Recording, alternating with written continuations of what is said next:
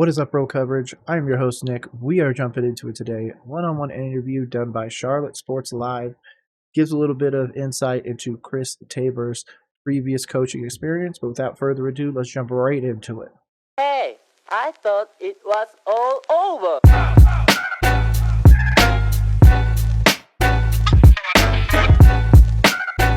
Okay, again, courtesy of Charlotte Sports Live. Thank you so much for this video. Let's jump right into the breakdown. All right, so what is Tabor's coaching history? He's got 16 years in the NFL, but just one stint as a head coach, and that was in college in 2001 with the Culver Stockton College Wildcats.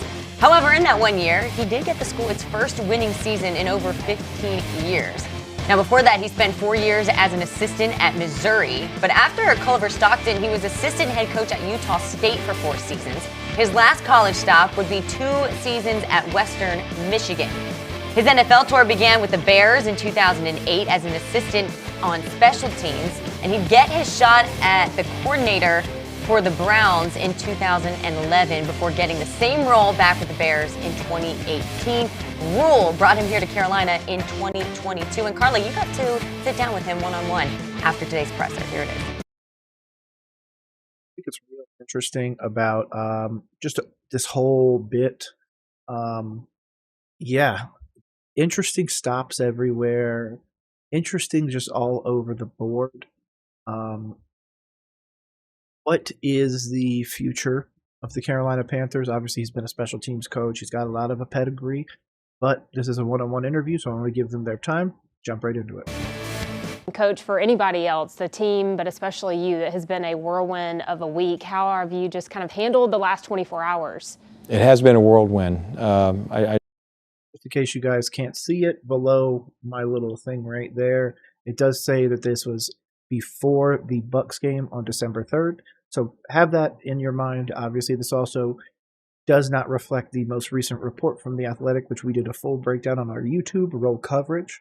And I also made sure to post links on Roll Coverage Pod, which is our Twitter/X. So obviously take that with a grain of salt of what's going on, but I love that people are finally getting interviews and we're starting to get a little bit more nuggets about Mr. Tabor. I described it to my wife as saying I've been drinking water out of a fire hose. But, you know, things are settling down. You get your schedules in place. Offense and defense are meeting. They're game planning. I'm game planning special teams. And you're beginning to get into that rhythm. We're so routine-based that obviously yesterday threw a little kink in that. But I think today now we're getting back up to full speed. You mentioned yourself, now the players. What's your message to them in the locker room? I mean, because this is a lot of change for them as well. No, it is a lot of change. But at the same time, we got to be pros. You know, you're a professional football player, I'm a professional football coach. We have a job to do, and we're tasked with doing it well. So I expect you to come into work, be ready to go, and then be prepared, and that'll set us up for success on Sunday. So let's talk a little bit more about what you want to see from this team on Sunday, just as a whole, from whether it's, just the mentality that they're back on the field. I want to see us play complementary football. I want us to see. Seems like a hard cut. It just looks weird. Regardless, so far what he's saying is exactly what he needs to say. This is what an interim says, and we're just building together. We're keeping everybody close-knit. We're trying to build a family, that kind of thing. But again, we're still professionals. We still need to go out on the field and execute. So again, I think that was moreover just the right answer so far. Again, also understanding that this took place almost a week ago. See that, special teams helps the defense or helps the offense, and the offense moves the ball, scores points, and the defense obviously gets stops. That's the basic stuff, but there's going to be times within the game where a certain unit is going to have to step up and make a play. It could be, for example, in the fourth quarter, maybe we stall out at the 50, but now Johnny Hecker pins him down there, and the game's winding down. Our defense gets a stop, a punt return, and now Eddie kicks the game winner. I think that's the kind of football that we want to play and show. Interesting that he's like, oh yeah, the offense isn't getting us into a good position. My special teams is. Something to see there. Go on tape. Deuce Staley gone, Josh McCown. I know those were difficult decisions for you to make. Can you just talk a little bit about the guys that are going to be stepping in their roles as they've left now? Yeah, so Thomas Brown, our offense coordinator, called the plays, but he'll also handle the running backs because he coached the running backs out with the Rams. Parks Frazier, our passing game coordinator, will be right in there with Bryce in the quarterback room, along with Coach Caldwell, and obviously Coach Campen and Coach Lilly, the tight ends and the O-line there. So I think we're in good shape, and defense is staying pat, and then I'll run the special teams along with my assistant, and off we go. And so your role continues to grow going into this next game. Who are you leaning on, though? Because everybody's now looking to you for those decisions. Who is the guy that you're going to be leaning on? Well, in my own area, I lean on my assistant, Devin Fitzsimmons, and then just overall, I have two Hall of Famers, in my opinion, Coach Caldwell and Coach Capers. So it's very easy and very comforting for me to go down there and ask them questions. Hey, how did you do this?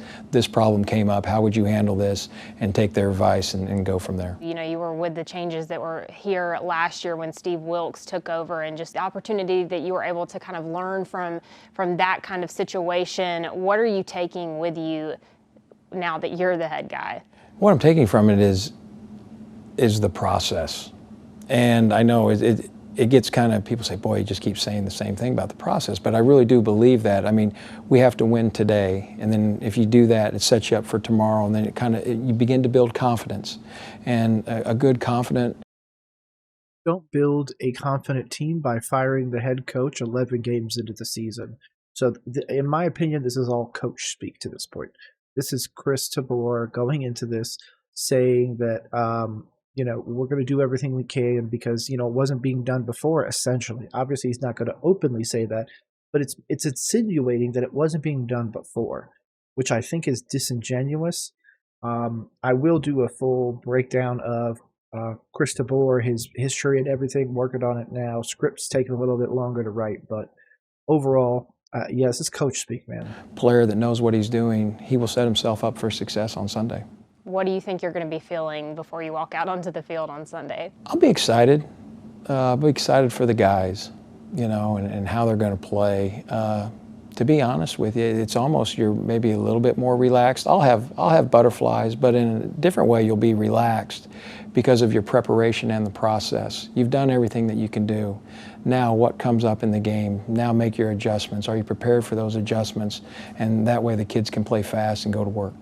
In the NFL, it's kind of interesting when interims take over, the record that teams usually have in that next game back. Not to put pressure on Sunday, but why do you feel that maybe teams are successful in those first games back when changes are made? I don't know. I really don't know that answer, and I did not know that. Thank you for that information right there. That's a tough one. I think every locker room is different, and I think probably every interim coach deals with things differently based upon how the locker room is. I'm not going to give this a breakdown grade. I mean, it's fine. They're very softball questions. They're very, this is what we're going to put on Charlotte News and all that other stuff and what's going to get run. It's more of the puff piece. But overall, he just said the same thing he's continued to say, the chopping wood kind of thing. So overall, this was a pretty easy one, pretty quick one. Hopefully everybody has a great rest of the day. I am Nick. This is Roll Coverage.